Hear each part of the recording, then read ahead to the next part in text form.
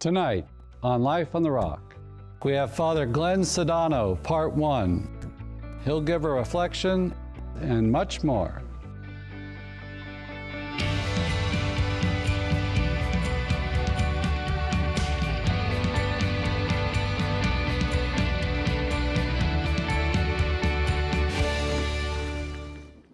Tonight on Life on the Rock, we have Father Glen Sudano, Franciscan Friar of the Renewal, and he's the director of the Holy Family Farm, a human formation place of discernment for men discerning marriage, the priesthood, the religious life, to really be grounded in prayer and community life and virtue. And this is a part 1 of 2 shows we're going to do with Father Glen. I always enjoy Father Glen on his visits. He always has a lot to say as a deep thinker, so we're excited to have him here tonight. Now we're going to show you a reflection with Father Glen. I'd like to encourage all of our viewers of EWTN to take this time to pray every day, especially for the church throughout the world, to pray most especially for our Holy Father every day, and to pray for all of the priests and all of the religious, and indeed all the baptized faithful. It's all important, especially at these difficult times, that we certainly not spend more time looking at the news and more time on our knees. And we should be praying for the Holy Father, for his health, for his well-being, for his inspiration and empowerment, for all of the bishops of the church, for all of the priests and deacons, and once again religious, and everyone from the pulpit to the pew. We should be praying for them assiduously. This is not the time to complain. This is not the time to wring our hands in anxiety, but to roll up our sleeves and to pray and ask the Lord for his mercy and goodness, and most especially to put all of our prayers into practice by charity, patience, forgiveness, and love.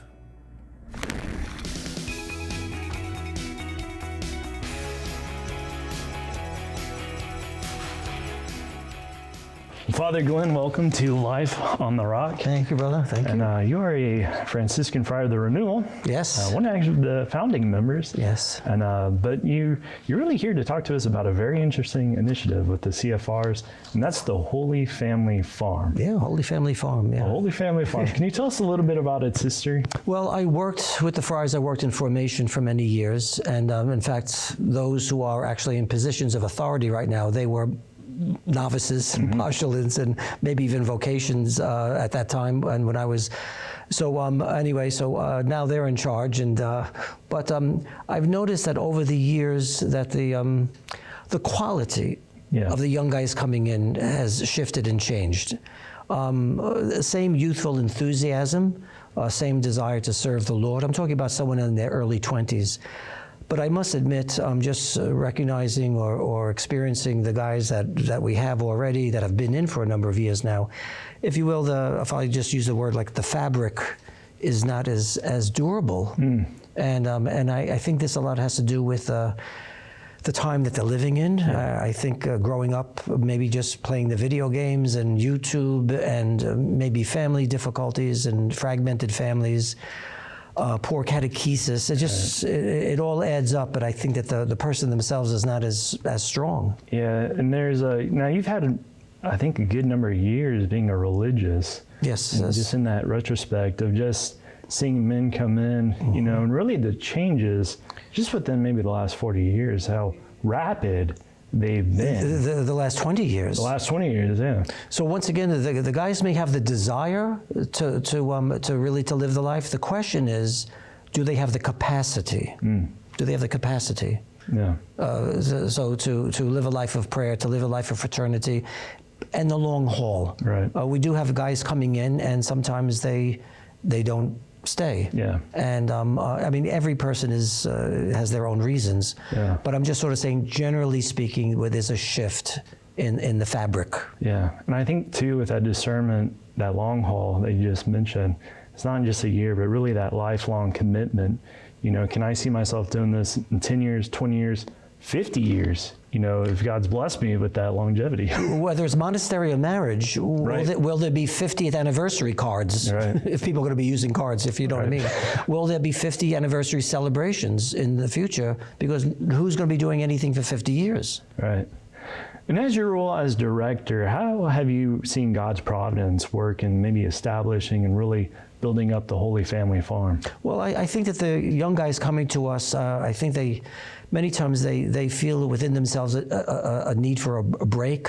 Sometimes it may be even in the middle of college. Sometimes often enough, people are making decisions of what to do for their entire life, and they really haven't taken the time really to think about it, or they haven't had the space to think about it. They haven't had the quiet to think about it. Yeah. And so I've been seeing a number of young guys that are recognizing the need. They recognize the need for themselves. Hey, I have to stop. I have to slow down.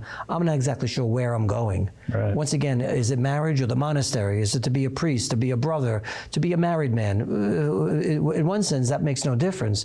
It's like, do I have the space within my head and actually within my heart to hear the voice of the Lord? Yeah. Now, the Holy Family Farm, it's ordered towards young men, but is it exclusively young men? Well, I would have to say probably the youngest one we take it would be 18, but we haven't had anyone that. And I would say right now, it's the early 20s. Early 20s. And, but it could go into the early 30s. Yeah. And every case we have to sort of see what the needs are. But sometimes they may spend a few months. And we have one young man that spent over a year. Yeah. The idea is you're there to change. It's not a camp.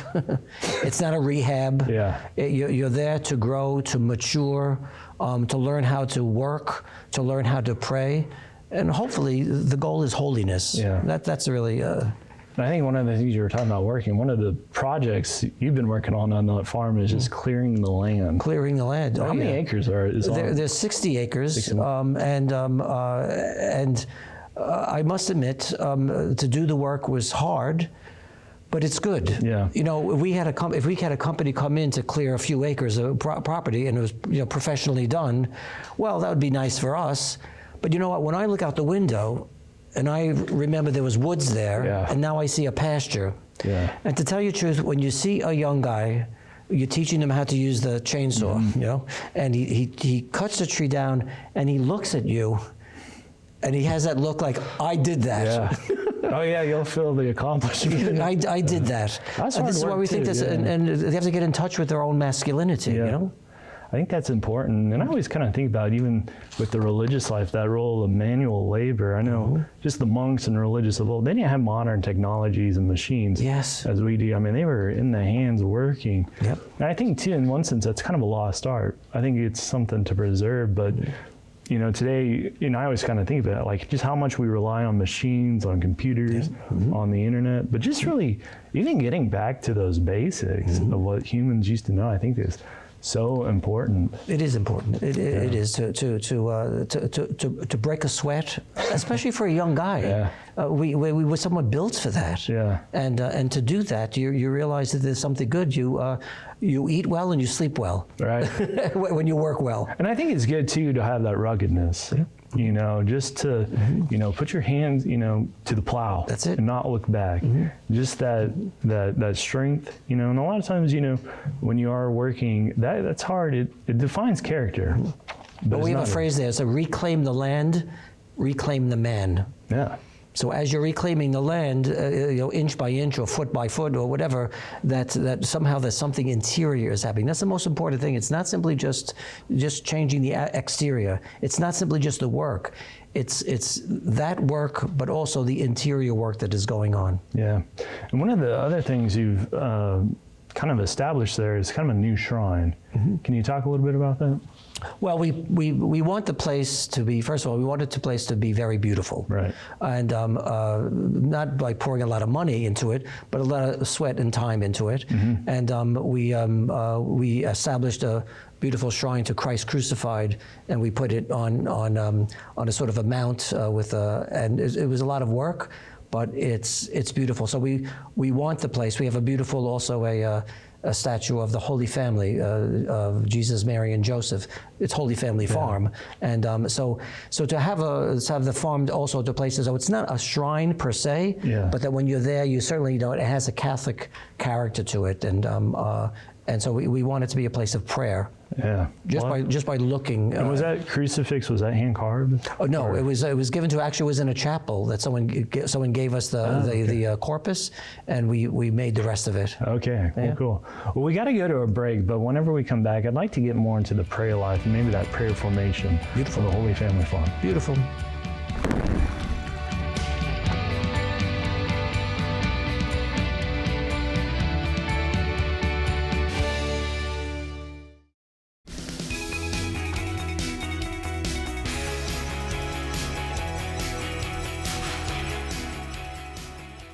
Well, Father Glen, I wanted to know with guys that are looking to discern, maybe with the formation of prayer, how do you approach that? Do some men just not know how to pray, or they're kind of well versed, or?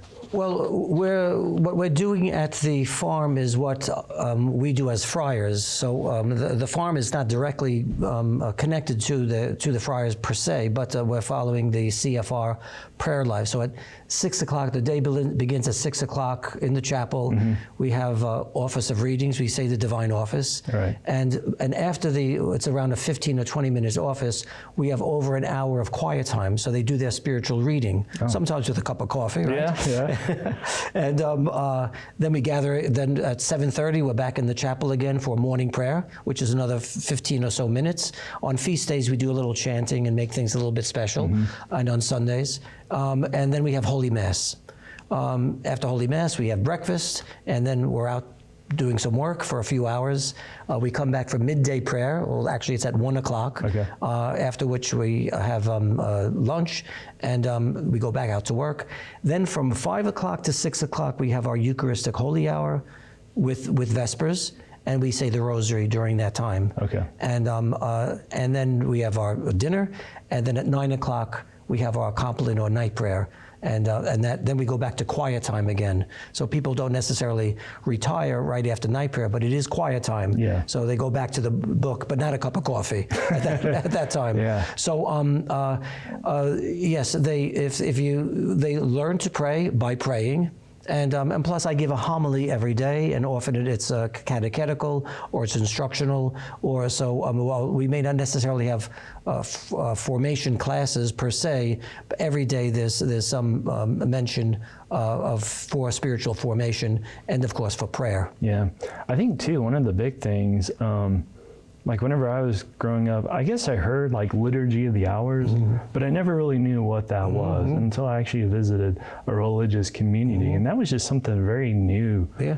When you think it's a worldwide prayer meeting, right? Yeah, right, because everyone's saying the same prayers, different times, different languages, but 90% of the office is the divine office is said throughout the world. So I don't know whether the Holy Father says it in Latin or Spanish or Italian, I'm not too sure, but the same Psalms and the same readings and the same thing that the Holy Father says that we say 6 hours later. But well, I just remember the first time trying to navigate through a breviary. I was so lost. Well, now a lot of lay people are using their phones, which is actually one good thing about the technology. There's many, but that's one thing. We don't use those in the chapel. We have a regular book with the ribbons. Once you get it down, you get it down. So, but the Liturgy of the Hours is a wonderful way of praying, because you're never praying alone, even when you are alone. Right, exactly. And I think too, just the emphasis of Eucharistic adoration, you know, to really rediscover that as a Catholic, because again, a lot of times, you know, you grow up going to Mass, but maybe that's something not even part of our spiritual life, or maybe we were never quite catechized in what the Eucharist is. But just having that deepening of that, or solidifying of having that devotion to the Blessed Sacrament is so important. But this is where the problem of the young people today, once again, if there's not too much silence growing up in their life, or stillness, everything's moving. Videos, everything is moving. So now they want to be religious, and now they want to adore the Blessed Sacrament, and they're sitting there at a monstrance. Well, the monstrance is not singing and dancing. It's there in silence. And so this is why I could say this generation, they have to really learn to sit and to sit still and to listen rather than necessarily to be ordained, to be entertained. Yeah, I think that is a struggle because like sometimes you look at some of these studies and just the human attention span these days is just kind of plummeted. This is the problem. So this is why I think the young people, sometimes they have the desire to do some of these things. The question is, do they have the capacity? So the farm is a way of increasing the capacity of a young person to do some of these things, whether it be manual work or Eucharistic adoration, or living with people, communicating with them, and everything in between. It's human and spiritual formation. Yeah. Now, going into the farm itself, maybe from like a demographic, do you see the men coming from a city life or maybe a more rural area or suburban area? It varies. So we have one of our young guys is from the Midwest. Another one is from closer to home, from Maryland. And one of our core community members is actually from New York, from Long Island. Okay. And we have two core community members. They're staff with me. Okay. They help form it. And the other one is from Ecuador. Yeah. So I would have to say it varies. Yeah. What are some of the other activities that go on around the farm? Well, primarily it is, I would have to say, primarily it's prayer. Then there's work. Then we have fraternal time. Of course, we eat together, and of course, you have to cook the meals and this and that. So we spend a fair amount of time at the table in the evening, just talking. And sometimes we'll watch maybe an inspiring a video or something that's edifying. Yeah. And there are other things that maybe going on a retreat together, which we've done. And so we do try to, much of the farm, we try to balance things with, once again, balance the work with the prayer, personal time and fraternal time. Okay. So it's trying to integrate and balance these things. The goal is that if the young guys leaves, even if they don't become a religious, let's say they're going to go and get married, they're going to do this in their life. They're going to say, you know what, I'm going to say the office. I'm going to have some quiet time. I may grow something in my backyard. Instead of hiring someone to fix the faucet, I'm going to do it because I learned to do that, or I can learn to do that. Right. So it's teaching them sort of how to live a well-integrated life. Good. And do you get a lot of visitors there at the farm? Yes, and we encourage visits because hospitality is a lost art, I think. And especially today, no one simply just stops by. When I was young, in the 50s and early 60s, it was not uncommon. I'm from Brooklyn. It was not uncommon for someone to be knocking at the door and coming by for some coffee and cake. Okay, yeah. Now you have to make appointments for everything. So no, but we just have some people just, if you will, just popping in. And the table expands magically. I don't know how it happens, but we do it. And where can a person learn more about the Holy Family Farm? Well, we have a website, as many people do. It's holyfamilyfarm.com, okay. They could sort of see. I think we have some videos and some nice pictures and things like that. Good. And if they're in the area, to give a call and to come by and visit. Oh, good. Yeah. Well, Father Glen, thank you for being on Life on the Rock. Thank you, brother.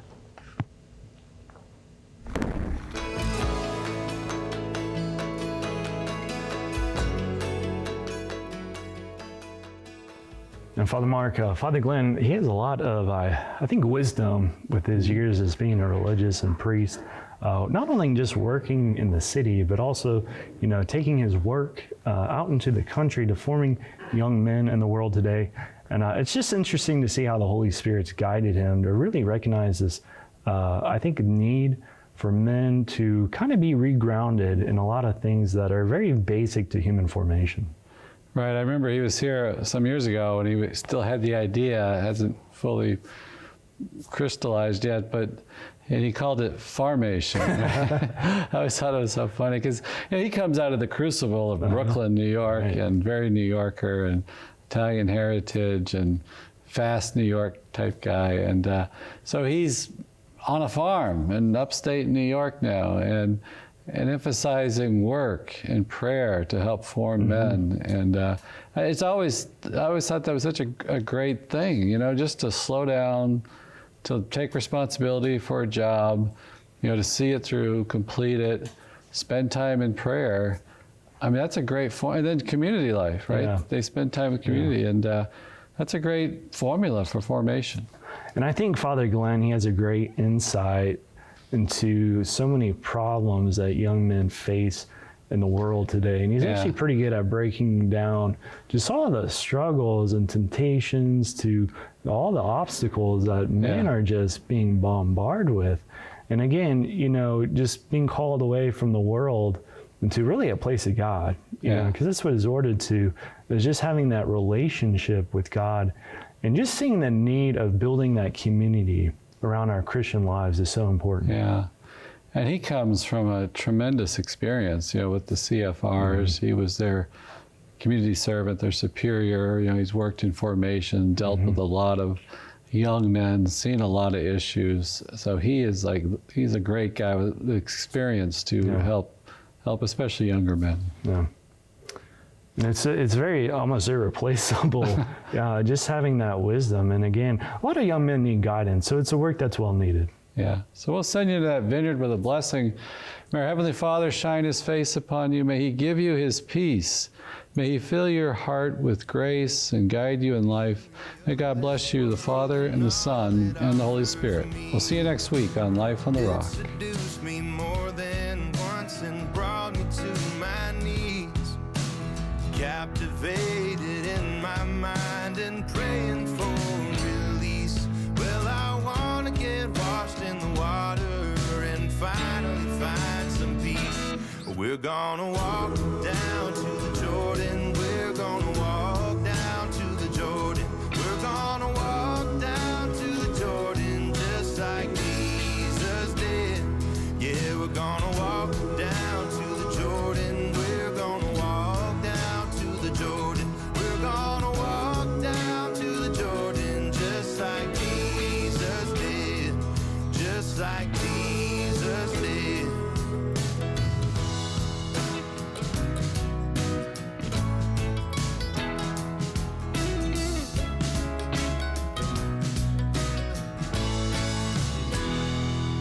Well, surprise, surprise, I fell again. And it's even worse this time. 'Cause now I know I'm missing out on that sweet cane of wine. Well, I'm done with lying to myself, 'cause I know the fault is mine. Well, I wanna get washed in the water and leave my sin behind. We're gonna walk